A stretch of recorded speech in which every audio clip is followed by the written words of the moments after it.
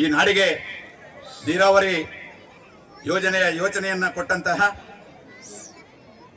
ರಾಜವಂಶಸ್ಥರಾಗಿರ್ತಕ್ಕಂಥ ಶ್ರೀಯುತ ಯದುವೀರ್ ಕೃಷ್ಣದತ್ತ ಚಾಮರಾಜ ಒಡೆಯರ್ ಅವರು ತಮ್ಮೆಲ್ಲರನ್ನ ಕುರಿತು ಮಾತಾಡಬೇಕಂತ ತಮ್ಮಲ್ಲಿ ವಿನಂತಿಸ್ಕೊಳ್ತಾ ಇದ್ದಾರೆ.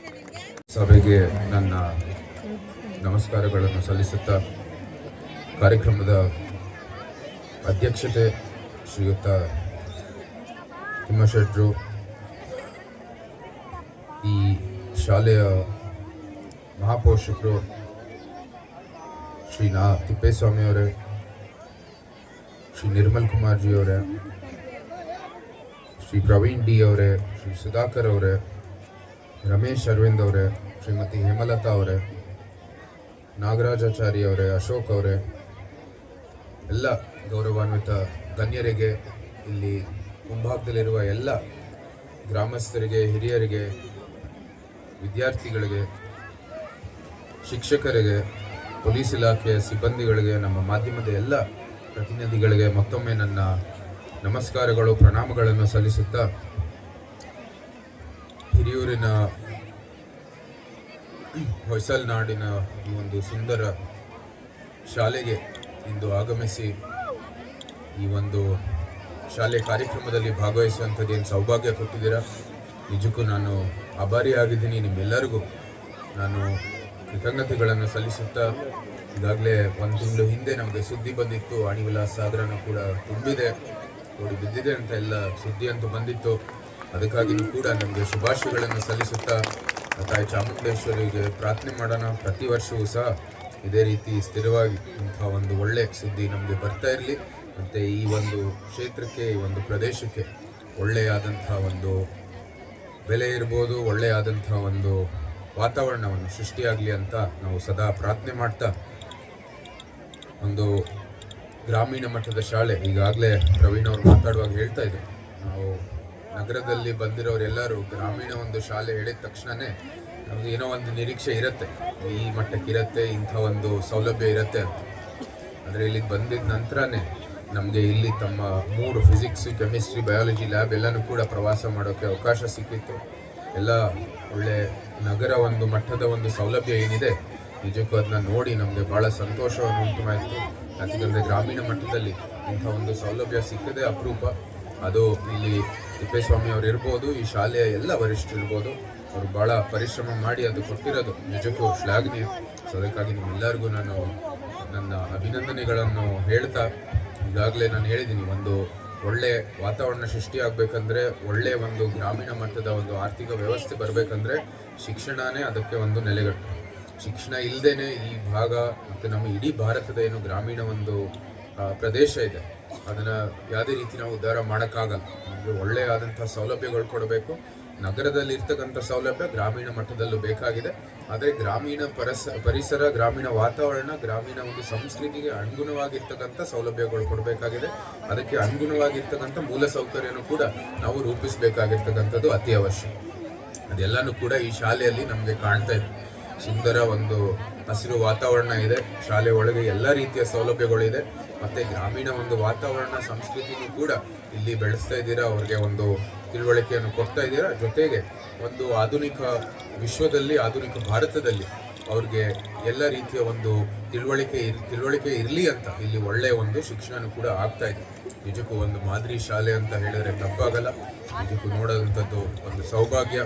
ಅದಕ್ಕಾಗಿ ನನಗೂ ಕೂಡ ಮತ್ತೊಮ್ಮೆ ನಾನು ಎಲ್ಲರಿಗೂ ಅಭಿನಂದನೆಗಳನ್ನು ಸಲ್ಲಿಸುತ್ತಾ, ಈಗಾಗಲೇ ಕೇಂದ್ರ ಮಟ್ಟದಲ್ಲಿ ಒಂದು ಹೊಸ ಕ್ರಾಂತಿಯನ್ನು ತಂದಿದ್ದೀವಿ. ನಮ್ಮ ಹೊಸ NEPನೂ ಕೂಡ ಬಂದಿದೆ.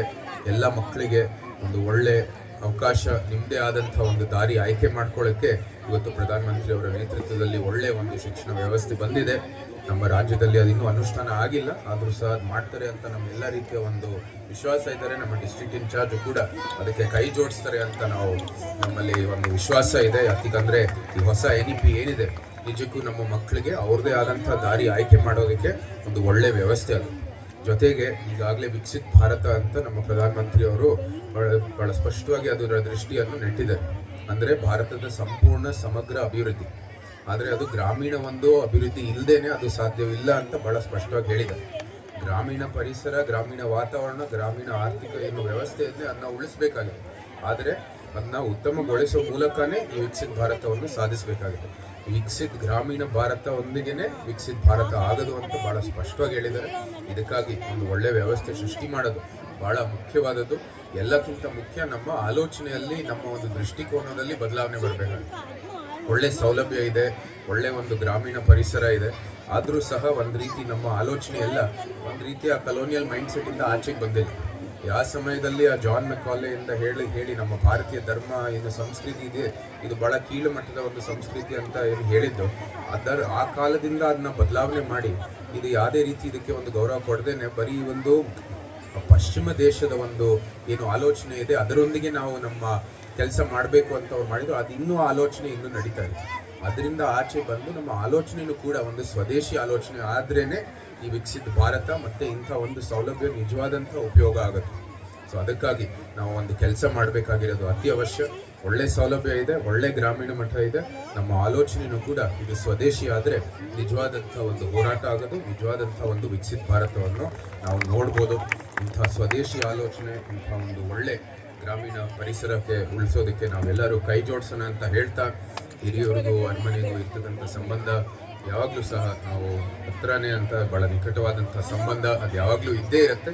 ಸಂಬಂಧದೊಂದಿಗೆ ಒಳ್ಳೆ ಕೆಲಸ ಆಗಬೇಕಾಗಿದೆ. ನಮ್ಮ ಪೂರ್ವಜರು ಎಲ್ಲ ಒಳ್ಳೆ ಕೆಲಸ ಮಾಡಿದ್ದಾರೆ. ನಿಮ್ಮ ಪೂರ್ವಜರು ಎಲ್ಲರೂ ಜೊತೆ ಕೈ ಜೋಡಿಸ್ಕೊಂಡು ನಮಗೆ ಈ ಒಂದು ಒಳ್ಳೆ ವಾತಾವರಣ ಕೊಟ್ಟಿದ್ದಾರೆ.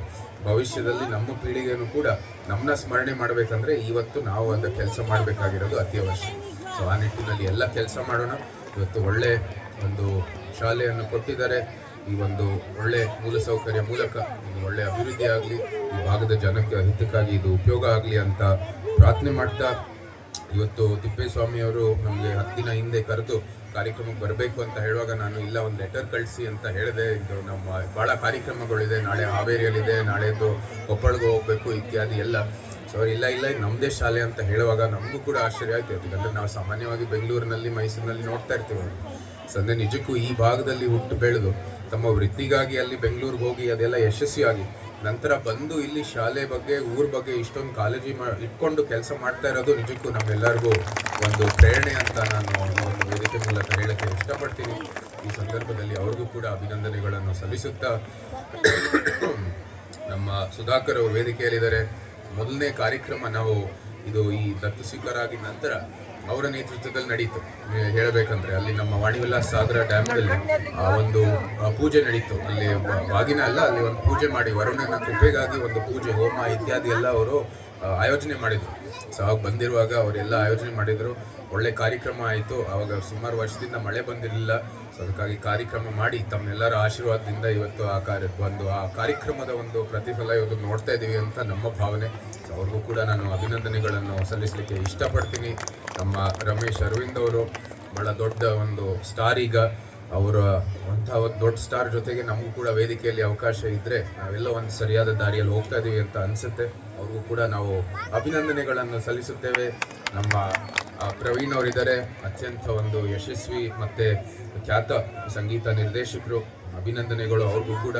ಇಲ್ಲಿ ವೇದಿಕೆಯಲ್ಲಿರೋರು ಎಲ್ಲರಿಗೂ ಕೂಡ ನಾನು ಅಭಿನಂದನೆಗಳನ್ನು ಸಲ್ಲಿಸುತ್ತಾ, ಸ್ಥಳೀಯ ಒಂದು ಏನು ಗ್ರಾಮಸ್ಥರಿದ್ದಾರೆ ಅವರೆಲ್ಲರಿಗೂ ಕೂಡ ಈ ಸಂದರ್ಭದಲ್ಲಿ ಒಳ್ಳೆಯದಾಗಲಿ ಅಂತ ತಾಯಿ ಚಾಮುಂಡೇಶ್ವರಿಯಲ್ಲಿ ಪ್ರಾರ್ಥನೆ ಮಾಡ್ತಾ ನನ್ನ ಮಾತಿಗೆ ಈಗಲೇ ವಿರಾಮ ಹೇಳ್ತೀನಿ. ಜೈ ಭಾರತ್ ಮಾತೆ, ಜೈ ಕರ್ನಾಟಕ.